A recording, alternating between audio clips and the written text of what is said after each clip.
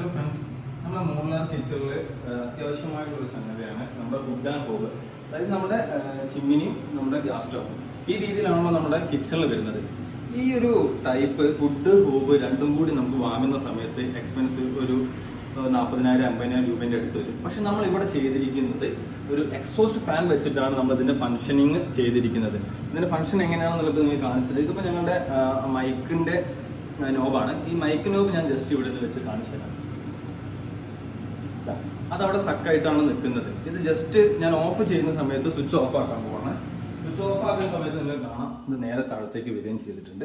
അപ്പം ഒരു ബഡ്ജറ്റ് കുറച്ച് അല്ലെങ്കിൽ ബഡ്ജറ്റ് ഒതുക്കിക്കൊണ്ട് ചെയ്യാൻ വേണ്ടിയിട്ട് നമുക്ക് ഫംഗ്ഷനിങ് നടക്കാൻ വേണ്ടിയിട്ട് ഈ രീതിയിലും നമുക്ക് അപ്ലൈ ചെയ്യാവുന്നതാണ്.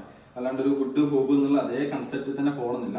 നമുക്ക് വർക്കിംഗ് നടക്കാൻ വേണ്ടിയിട്ട് ഇതേപോലെ ഒരു എക്സോസ്റ്റ് ഫാൻ വെച്ചിട്ട് പുറത്തേക്ക് നമുക്ക് ഇവിടെ വരുന്ന എന്താണോ അല്ലെങ്കിൽ അതിന്റെ സക്ക് ചെയ്തിട്ട് പുറത്തേക്ക് എടുക്കാൻ ഈ രീതിയിലൊരു എക്സോസ്റ്റ് ഫാന് മതി.